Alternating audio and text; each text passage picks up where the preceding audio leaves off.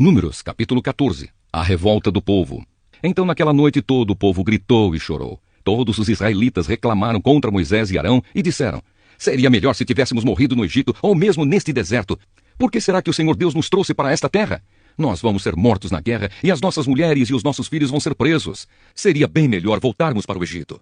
E diziam uns aos outros: vamos escolher outro líder e voltemos para o Egito. Então Moisés e Arão se ajoelharam e encostaram o rosto no chão diante de todo o povo. E Josué, filho de Num, e Calebe, filho de Jefoné, dois dos líderes que haviam espionado a terra, rasgaram as suas roupas em sinal de tristeza e disseram ao povo: a terra que fomos espionar é muito boa mesmo. Se o Senhor Deus nos ajudar, Ele fará com que entremos nela e nos dará aquela terra, uma terra boa e rica.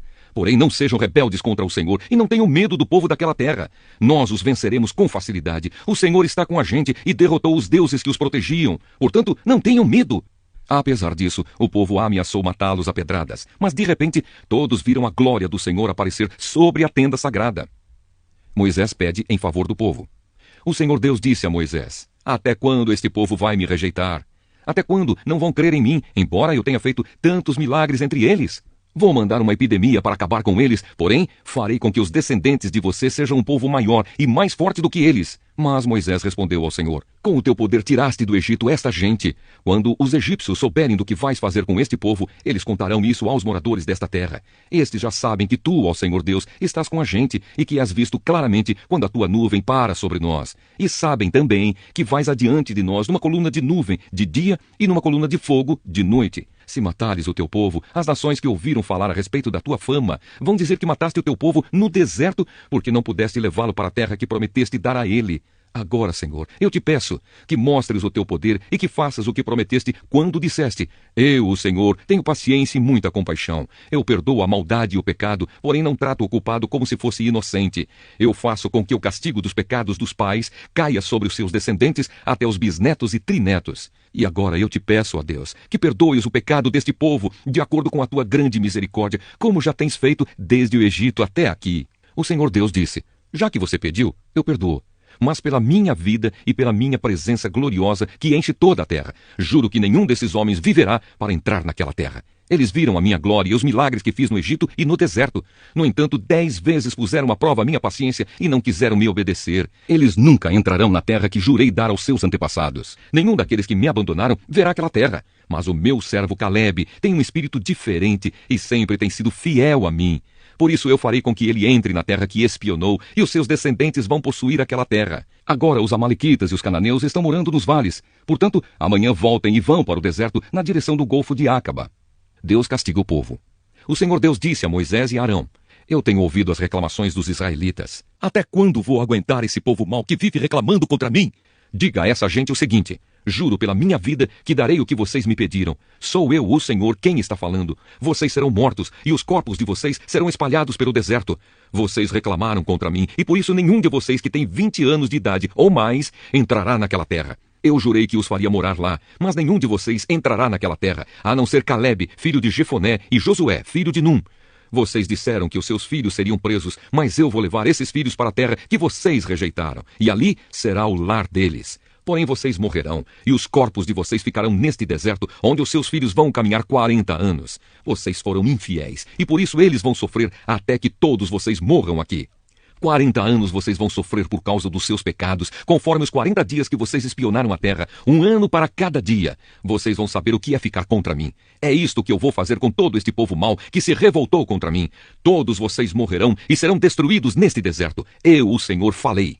Os homens que Moisés havia mandado para espionar a terra trouxeram más informações a respeito dela. E quando voltaram, fizeram com que o povo reclamasse contra Moisés. Por isso, o Senhor fez com que fossem atacados por uma doença e eles morreram.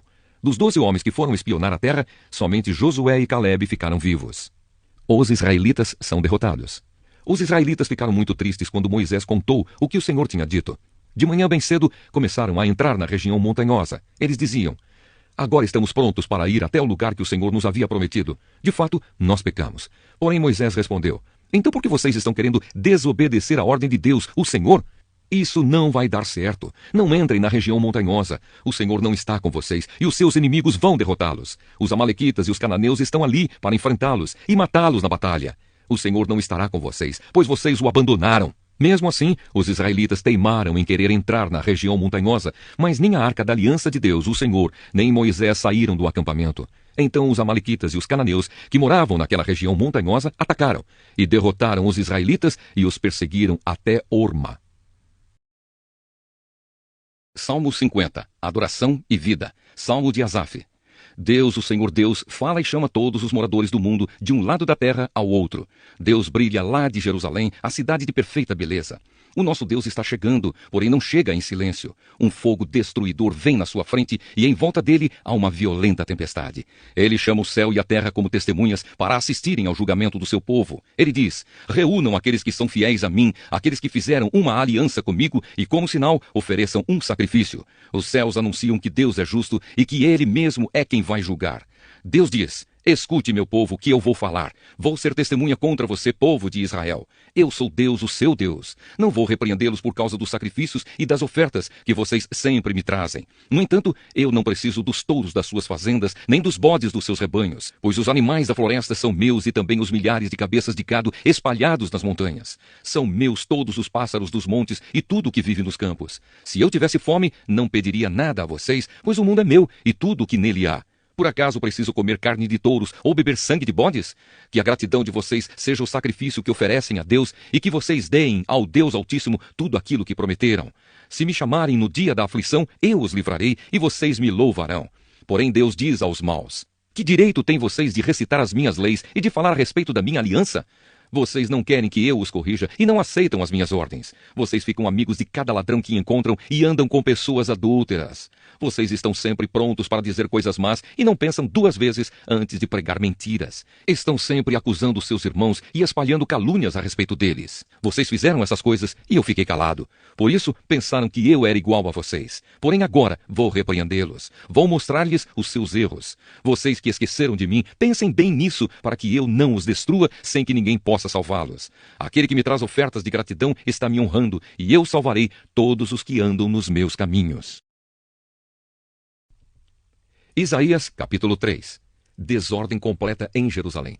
Cuidado, o Senhor, o Deus Todo-Poderoso, vai tirar de Jerusalém e de Judá todo o sustento e todo o mantimento. Não haverá nem comida nem água. Ele vai tirar também todas as pessoas importantes, os homens corajosos e os soldados, os juízes e os profetas, os adivinhos e os sábios, os oficiais do exército e as autoridades civis, os conselheiros e todos os feiticeiros. O Senhor escolherá meninos para governar o seu povo. O poder ficará nas mãos de crianças. Todos perseguirão uns aos outros. Cada um explorará o seu vizinho. Os jovens não respeitarão os velhos e gente que não vale nada desprezará as pessoas honestas. Naquele dia, uma pessoa agarrará um dos seus parentes e lhe dirá: você pelo menos tem roupas para vestir. Então venha ser o nosso chefe e governe este montão de ruínas. Mas o outro responderá: eu não posso ajudá-lo. Não tenho nem comida nem roupa na minha casa. Você não vai me fazer virar chefe do nosso povo. Jerusalém está arrasada, a terra de Judá está em ruínas, pois com as suas palavras e as suas ações, o povo desafia o Senhor e ofende a sua gloriosa presença. Eles não tratam os outros com igualdade, e isso prova que estão errados. Pecam abertamente como os moradores de Sodoma. Não procuram esconder os seus pecados. Ai deles, pois estão trazendo sobre si mesmos o castigo da sua própria maldade. Felizes são as pessoas honestas, pois tudo dará certo para elas e elas ficarão satisfeitas com aquilo que ganharem com o seu trabalho. Ai dos maus, pois tudo correrá mal para eles. O mal que fizeram aos outros será feito contra eles. Crianças governam o meu povo. O poder está nas mãos das mulheres.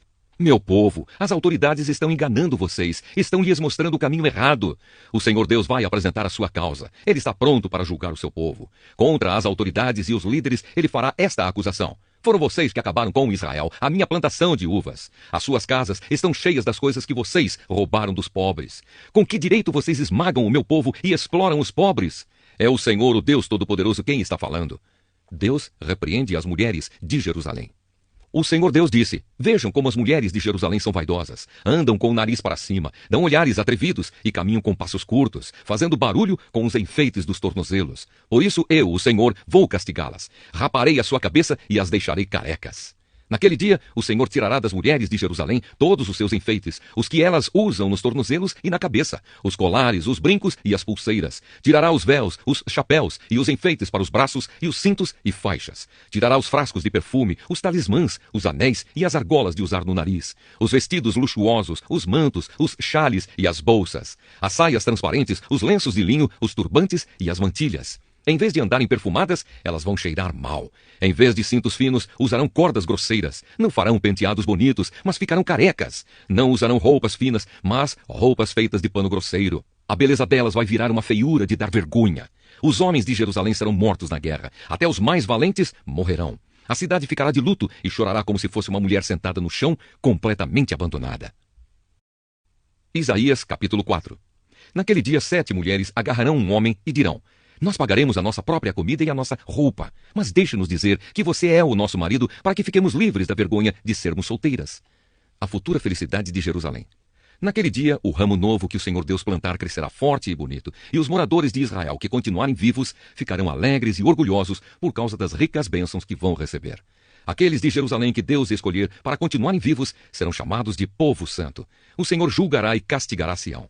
Ele purificará a cidade de toda a impureza e de todos os seus crimes de morte. Então, sobre o monte Sião e sobre o povo ali reunido, o Senhor estenderá uma nuvem durante o dia e chamas de fogo e fumaça durante a noite. A glória de Deus cobrirá e protegerá o seu povo. De dia, ela será uma sombra para protegê-los do calor. E quando vierem as chuvas e as tempestades, será também um abrigo e uma proteção.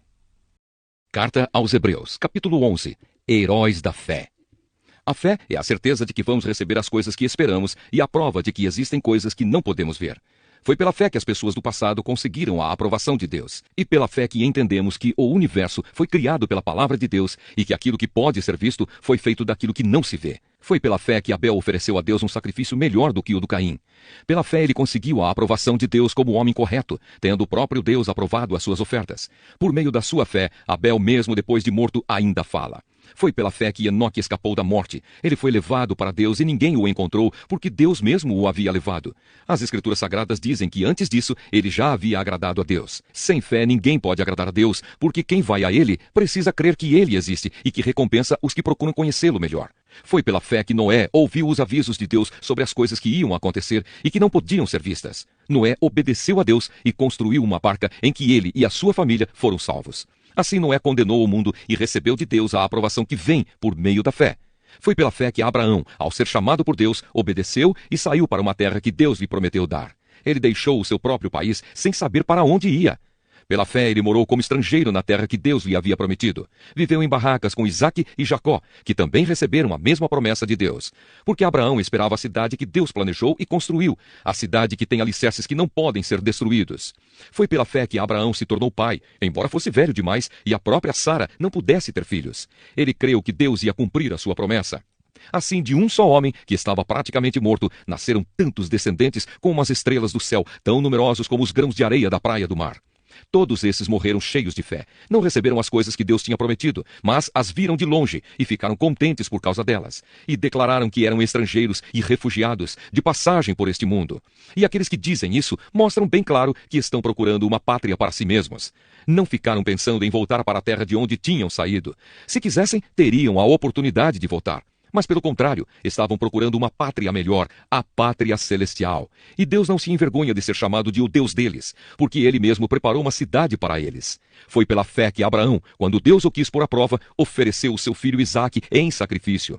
Deus tinha prometido muitos descendentes a Abraão, mas mesmo assim ele estava pronto para oferecer o seu único filho em sacrifício. Deus lhe tinha dito, por meio de Isaque é que você terá descendentes. Abraão reconhecia que Deus era capaz de ressuscitar Isaque, e por assim dizer, Abraão tornou a receber da morte o seu filho Isaque. Foi pela fé que Isaque prometeu bênçãos para o futuro a Jacó e a Esaú. Foi pela fé que Jacó, pouco antes de morrer, abençoou os filhos de José. Ele se apoiou na sua bengala e adorou a Deus. Foi pela fé que José, quando estava para morrer, falou da saída dos israelitas do Egito e deu ordens sobre o que deveria ser feito com o seu corpo. Foi pela fé que os pais de Moisés, quando ele nasceu, o esconderam durante 3 meses. Eles viram que o menino era bonito e não tiveram medo de desobedecer a ordem do rei. Foi pela fé que Moisés, quando já era adulto, não quis ser chamado de filho da filha de Faraó. Ele preferiu sofrer com o povo de Deus em vez de gozar por pouco tempo os prazeres do pecado. Ele achou que era muito melhor sofrer o desprezo por causa do Messias do que possuir todos os tesouros do Egito. É que ele tinha os olhos fixos na recompensa futura. Foi pela fé que Moisés saiu do Egito sem ter medo da raiva do rei e continuou firme, como se estivesse vendo Deus invisível. Pela fé, Moisés começou o costume de celebrar a Páscoa e mandou marcar com sangue as portas das casas dos israelitas, para que o anjo da morte não matasse os filhos mais velhos deles. Foi pela fé que os israelitas atravessaram o Mar Vermelho como se fosse terra seca, e quando os egípcios tentaram atravessar, o mar os engoliu. Foi pela fé que caíram as muralhas de Jericó, depois que os israelitas marcharam em volta delas durante 7 dias. Foi pela fé que Raabe, a prostituta, não morreu com os que tinham desobedecido a Deus, pois ela havia recebido bem os espiões israelitas. O que mais posso dizer? O tempo é pouco para falar de Gideão, de Baraque, de Sansão, de Jefté, de Davi, de Samuel e dos profetas. Pela fé, eles lutaram contra nações inteiras e venceram. Fizeram o que era correto e receberam o que Deus lhes havia prometido. Fecharam a boca de leões, apagaram incêndios terríveis e escaparam de serem mortos à espada. Eram fracos, mas se tornaram fortes. Foram poderosos na guerra e venceram exércitos estrangeiros. Pela fé, mulheres receberam de volta os seus mortos que ressuscitaram. Outros foram torturados até a morte. Eles recusaram ser postos em liberdade a fim de ressuscitar para uma vida melhor. Alguns foram insultados e surrados, e outros acorrentados e jogados na cadeia. Outros foram mortos a pedradas, outros cerrados pelo meio, e outros mortos à espada. Andaram de um lado para outro vestidos de peles de ovelhas e de cabras. Eram pobres, perseguidos e maltratados. Andaram como refugiados pelos desertos e montes, vivendo em cavernas e em buracos na terra. O mundo não era digno deles. Porque creram, todas essas pessoas foram aprovadas por Deus, mas não receberam o que ele havia prometido, pois Deus tinha preparado um plano ainda melhor para nós, a fim de que, somente conosco, elas fossem aperfeiçoadas.